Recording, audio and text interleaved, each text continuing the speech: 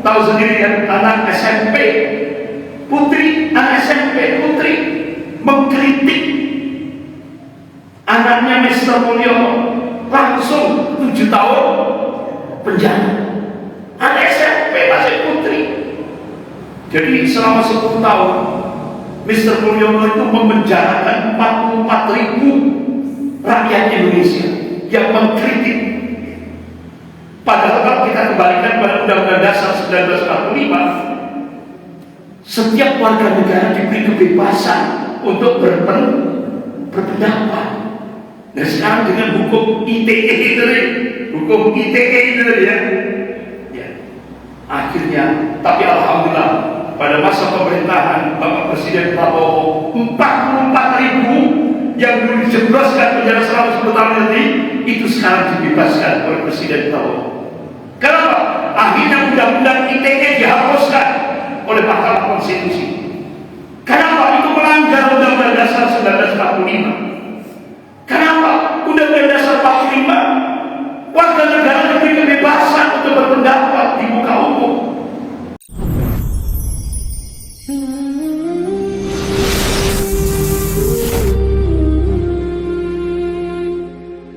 Ya ayuhan nasu taqu rabbakum alladhi khalaqakum min nafsin wahidah wa khalaqa minha zawjaha wa batha minhuma rijalan katsiran wa nisaa wattaqullaha alladhi tasaaluna bihi wal arham innallaha kana 'alaykum raqiba.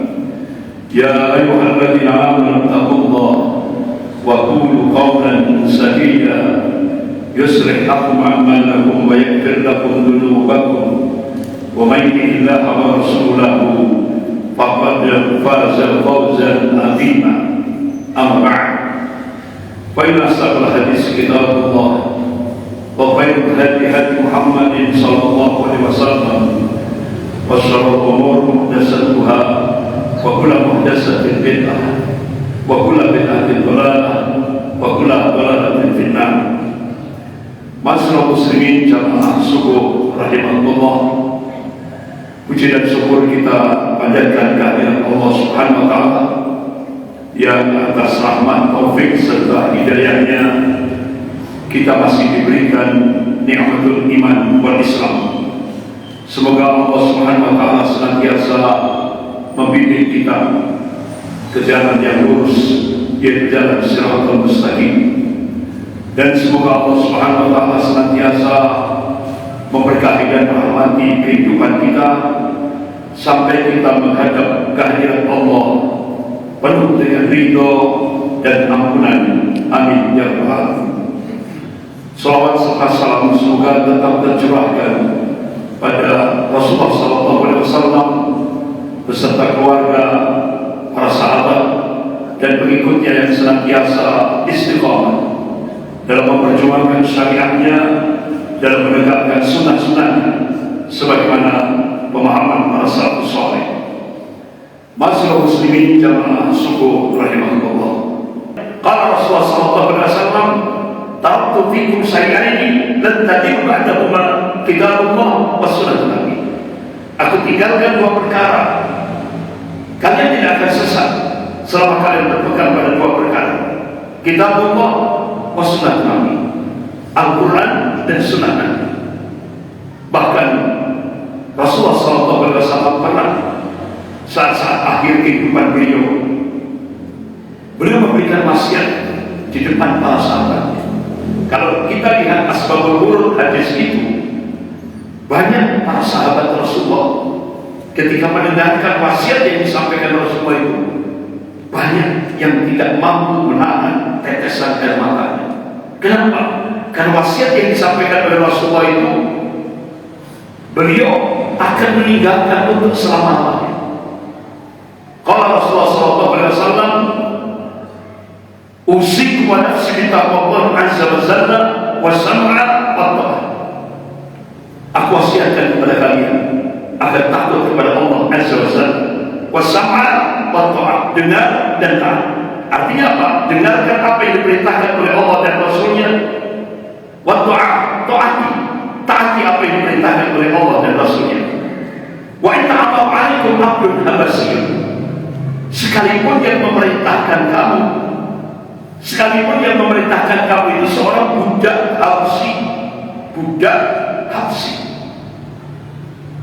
Habsyi itu orang yang hitam, ya, kulitnya berminyak, apakah bahasa Jawa ngelemes, ya istilah bahasa kasarnya orangnya jelek. Dari sini kita diwasiatkan oleh Rasulullah, jangan lihat orang, jangan lihat kopiahnya, jangan lihat sorbannya, jangan lihat gamisnya, jangan lihat pangkatnya, kedudukannya, jabatannya, hartanya, jangan. Rasulullah memberi wasiat, dengarkan apa yang diucapkan. Walaupun dia seorang budak, ini yang paling rendah, seorang budak Habsyi, dengarkan. Kalau dia mengajak untuk al-khauf min Allah, takut kepada Allah, sikapi dengan sami'na wa ata'na. Padahal ini wasiat Rasulullah. Tapi coba kita lihat di Malang, terutama di kalangan aktivis, kadang-kadang beda ustaz saja sudah nama, sudah dihati-hati. Pernah saya tanya, kenapa antum gak mau dengarkan? Khawatir kena subhan. Astagfirullah. Beda ustaz saja tidak. Bahkan beda kelompok saja sudah sangat tidak tegur sapa. Inilah penyakit hizbiyah, penyakit asobiyah, fanatik kelompok. Pada Rasulullah ingatkan dalam hadis Sahih Bukhari, ketika bangkit semangatnya itu bukan karena lillah, bukan karena Allah, tapi karena fanatik kelompok. Kalau dia mati saat itu, kata Rasulullah, mati dalam keadaan jahiliyah. Sampai seperti itu Rasulullah memberikan peringatan. Jadi penyakit asobiyah ini benar-benar luar biasa. Kembali kepada wasiat Rasulullah tadi. Jadi kita diwasiatkan, dengarkan, walaupun orang yang menyampaikan ini orangnya jelek, budak, sampai seperti itu Rasulullah. Jangan lihat gamisnya, kopiahnya, sorbannya, jabatannya, kedudukannya, pangkatnya. Dengarkan apa yang diucapkan. Masalah muslimin jamaah subuh tadi. Kemudian Rasulullah melanjutkan wasiatnya. Qala Rasulullah sallallahu alaihi wasallam, "Fa'alaikum bi sunnati wa sunnatil khulafa'ir rasyidin al-mahdiyyin min ba'di." Berpegang teguhlah kalian pada sunnahku dan sunnah khulafa'ir rasyidin, para sahabatnya, al-mahdiyyin yang diberi petunjuk min ba'di, setelah. Bahkan Rasulullah memberikan penegasan, "Tamassaku biha wa 'alaiha bin nawajib." Pegang kuat sunnah Rasulullah. Gigitlah sunnah Rasulullah itu dengan gigi geraham. Ini bahasa kinayah, bahasa kiasan, perumpamaan. Artinya kita disuruh konsisten, komitmen pada sunnah Rasulullah SAW. Kemudian Rasulullah melanjutkan wasiatnya, wa iyyakum wa muhdatsatil umur wa kullu muhdatsatin bid'ah wa kullu bid'atin dhalalah wa kullu dhalalatin finnar. Jangan kata Rasulullah, jangan sekali-kali membuat hal-hal baru dalam agama. Karena setiap hal-hal baru dalam agama ini, kata Rasulullah, bid'ah, dan setiap bid'ah itu dolak, sesat, tempatnya di neraka. Bahkan Allah Subhanahu wa taala mengingatkan, Allah memberikan satu peringatan pada hamba-hamba yang aman wa dalam surah Al-Imran ayat 31. A'udzu billahi minasyaitonir rajim. Qul in kuntum tuhibbunallaha fattabi'uni yuhibbukumullah wa yaghfir lakum dzunubakum wallahu ghafurur rahim. Qul in kuntum tuhibbunallaha, katakanlah, jika kalian benar-benar cinta kepada Allah, fattabi'uni. Ini perintah Allah. Kita disuruh mutaba'ah, ittiba kepada Rasulnya. Apa wujud konkret kita ittiba kepada Rasulnya? Yaitu ihya'us sunnah, menghidupkan sunnah Rasulullah SAW. Dalam satu hadis qudsi, kalau Allah itu sudah cinta pada seorang hambanya, Allah lindungi dia, Allah jaga dia, Allah selamatkan dia dari kehidupan dunia dan kehidupan akhirat. Bahkan kalau Allah sudah cinta pada seorang hambanya, Masya Allah, doa-doanya tidak ada hijab, tidak ada dinding, mudah sekali diijabahi oleh Allah. Jangankan doanya, dalam hatinya, kalau bahasa Jawa itu kertek batin. Allah sudah dengar, Allah sudah dengar. Masya Allah. Bahkan kata Rasulullah, kalau ada seorang hamba dicintai oleh Allah, dia dimusuhi oleh orang lain, Allah nyatakan perang kepada mereka. Ini kecemburuan Allah luar biasa pada hamba yang dicintainya. Oleh karena itu Al-Imam Ibnu Qayyim Al-Jauzi rahimahullah, ketika beliau menulis satu kitab yaitu tentang Asyarah 10 marhalah tahapan pengembangan mahabbatullah, salah satu di antaranya Ihya Sunnah, menghidupkan sunnah Rasulullah SAW, terlebih pada bulan Ramadan yang mubarak. Tidak hanya itu, Allah Subhanahu wa taala berjanji, "Wa yaghfir lakum dzunubakum." Dan Allah akan mengampuni dosa-dosa kita. Ketika kita menghidupkan sunnah Rasulullah, Allah akan mengampuni dosa-dosa kita. Wallahu ghafurur rahim, dan Allah itu Maha Pengampun lagi Maha Penyayang. Oleh karena itu Al-Imam Ibnu Katsir rahimahullah ketika menafsirkan surah Al-Imran ayat 31 ini, kalau ada seorang muslim dia ngaku cinta kepada Allah tapi dia tidak ittiba kepada Rasulnya, tidak mengikuti Rasulnya, tidak ihya sunnah, tidak menghidupkan sunnah Rasulullah SAW, berarti cintanya kepada Allah itu, kata Al-Imam Ibnu Katsir rahimahullah, palsu. Karena konsekuensi kita mahabbatullah, cinta kepada Allah, konsekuensinya kita disuruh untuk ihya sunnah, menghidupkan sunnah Rasulullah SAW. Ada sedekah yang nilai pahalanya Masya Allah the best. Apa itu? Amar ma'ruf nahi munkar. Itu nilainya the best, luar biasa. Kalau Rasulullah SAW, "Barikamilun bil ma'ruf wa tanhauna 'anil munkar hatta idza ra'aytum su'an muta'an wa huwa mutabi'an wa dunya muqtaratan wa izaba kulli ra'yin bi ra'yihi fa 'alaika ya'ti bi nafsik wa ta'al awwal fa inna min wara'ikum ayyamasawat." Rasulullah mengingatkan, "Barikamilun bil ma'ruf wa tanhauna 'anil munkar." Bahkan kalian harus ngajak, tetap istiqamah, ngajak berbuat yang baik dan mencegah dari yang munkar. Hatta idza ra'aytum su'an muta'an, hingga kebahilan sudah ditaati. Bahkan itu sudah jadi fenomena di tengah masyarakat kita. Wa huwa mutabi'an, hawa nafsu sudah diikuti, dan itu juga sudah jadi fenomena di tengah masyarakat kita. Wa dunya muqtaratan, kehidupan dunia lebih diutamakan daripada kehidupan akhirat. Itu juga sudah jadi fenomena di tengah masyarakat kita. Wa izzatu birra'yihi, manusia sudah lebih banyak membanggakan rakyunya, akalnya, pendapat-pendapatnya daripada ayat-ayat Allah dan sunnah Rasulnya. Dan itu juga sudah jadi fenomena di tengah masyarakat kita. Kalau sudah empat itu sudah muncul di tengah masyarakat kita, Rasulullah memberi wasiat, "Wa'alika ya'ti bi nafsik." Perhatikan diri kalian, wajahkan awam, jauhi kebanyakan orang. Itu ulama-ulama hadis ketika menafsirkan wajahkan awam, jauhi kebanyakan orang, itu maknanya jangan sampai kita larut pada empat fenomena ini. Rasulullah melanjutkan sabdanya, "Fa inna min wara'ikum ayyamasawat." Sebentar lagi kalian akan mendapati hari-hari kesabaran.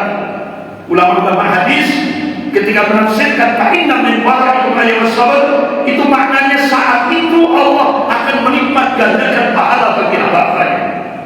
Tapi Rasulullah kasih warning, peringatan, ketika kita tetap istiqomah mentauhidkan Allah dalam segala aspek kehidupan, ketika kita ittiba kepada sunnah Rasulullah, terlebih pada bulan Ramadan, kita tetap tegakkan amar ma'ruf nahi munkar, Rasulullah memberikan peringatan, hidupmu seperti Allah itu ala jamri, bagaikan memegang bara api. Ini bahasa kinayah biasa.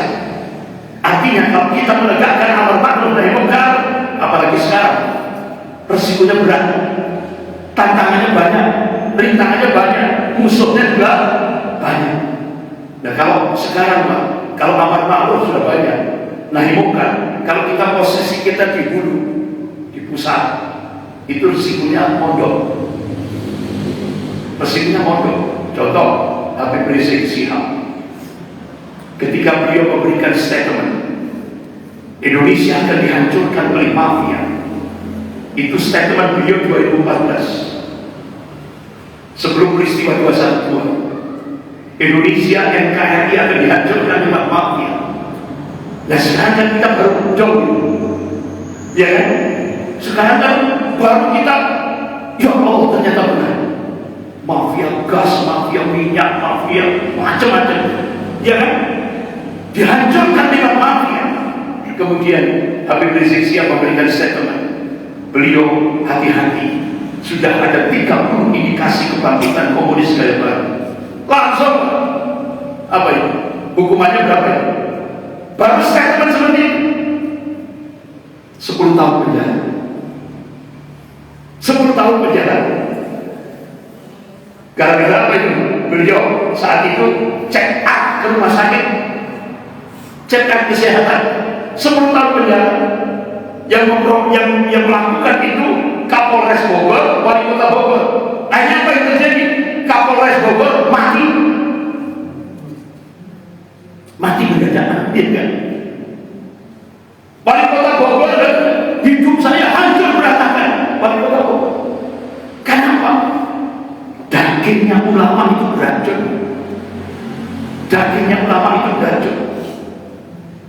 Misalnya kualat terhadap ulama, difitnah.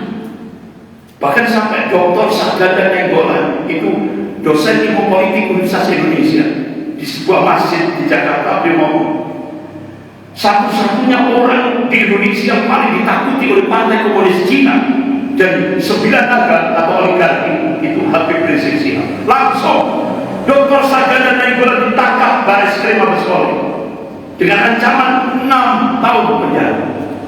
Coba, baru ngomong seperti itu saja 6 tahun penjara. Bahkan bapak-bapak ibu tahu sendiri kan, anak SMP putri mengkritik anaknya Mr. Mulyono, langsung 7 tahun penjara. Anak SMP masih putri. Jadi selama 10 tahun Mr. Mulyono itu memenjarakan 44.000 rakyat Indonesia yang mengkritik. Padahal kalau kita kembalikan pada Undang-Undang Dasar 1945, setiap warga negara diberi kebebasan untuk berpendapat. Nah sekarang dengan hukum ITE itu ya, akhirnya, tapi alhamdulillah pada masa pemerintahan Bapak Presiden Prabowo, 44.000 yang dulu dijebloskan penjara selama 10 tahun nanti itu sekarang dibebaskan oleh Presiden Prabowo. Kenapa? Akhirnya undang-undang ITE dihapuskan oleh Mahkamah Konstitusi. Kenapa? Itu melanggar Undang-Undang Dasar 1945. Kenapa? Undang-Undang Dasar 45 warga negara diberi kebebasan untuk berpendapat di muka umum. Nah ini, alhamdulillah sekarang sudah kembali lagi ke levelnya yang benar, ya kan? Nah, jadi 44.000 yang dijebloskan penjara oleh Mr. Mulyono selama kekuasaannya selama 10 tahun itu, alhamdulillah dibebaskan. Jadi masih proses, termasuk Gus Nur, ya.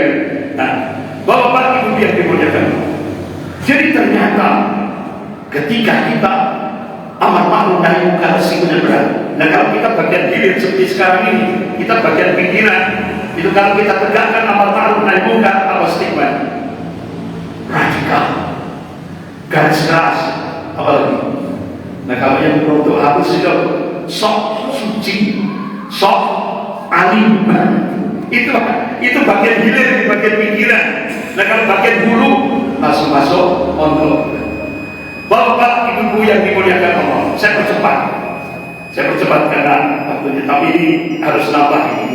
Jadi kita sholat Isra itu jangan pas terbit, tapi setelah terbit, itu sunatnya. Bapak ibu yang dimuliakan Allah, ada sedekah yang paling utama lagi setelah amar ma'ruf. Rasulullah masih kabar amar ma'ruf nahi munkar. Kalau itu tetap kita istiqamah mentauhidkan Allah dan segala aspek kehidupan, kita tetap ittiba kepada Rasulullah, kita tetap tegakkan amar ma'ruf nahi munkar, Rasulullah memberikan busra, berita gembira. Kalau Rasulullah SAW khamsina rajulan ya'maluna bil amal. Ya Rasulullah, ajr khamsina minhum la ajr khamsina minkum. Ini hadis sahih rawahu Abu Dawud. Dan hadis ini banyak dijadikan bahan diskusi oleh ulama-ulama hadis. Kenapa? Nilai pahalanya besar. Jadi kalau kita tegakkan amal ma'ruf nahi munkar, apalagi bulan Ramadan, Rasulullah menegaskan nilai pahalanya seperti 50 orang yang beramal semisalnya. Ini pahalanya seperti itu. Bahkan ketika sahabat tanya, ya Rasulullah, ajr khamsina minhum la ajr khamsina minkum. Apa yang kau maksud dari kalangan mereka? Tidak, dari kalian. Artinya ketika kita tetap istiqamah mentauhidkan Allah, kita ittiba sunnah, kemudian kita tegakkan amal ma'ruf nahi munkar, itu nilai pahalanya kata Rasulullah seperti 50 amalan sahabat Rasulullah SAW. Ini hadis sahih riwayat Abu Dawud. Dan yang puncaknya apa? Rasulullah kabarkan, qala Rasulullah SAW, Rasul amil Islam wa amadus salah wa dirwatus salam jihad fisabilillah. Ini hadis sahih riwayat Muslim. Pokok sesuatu itu Islam, tiangnya salat, puncak amal di dalam Islam itu adalah al-jihad fisabilillah. Mudah-mudahan Allah Subhanahu wa taala senantiasa memberikan kemampuan kepada kita semuanya untuk mengamalkan 7 amalan sunnah yang dicontohkan oleh Rasulullah SAW. Amin ya rabbal alamin. Sekian, lebih kurangnya saya mohon maaf yang sebesar-besarnya. Alhamdulillahirabbil alamin. Subhanallah wa bihamdika asyhadu an la ilaha illa anta astaghfiruka wa atubu ilaik. Wabillahi taufiq wal hidayah. Wassalamualaikum warahmatullahi wabarakatuh.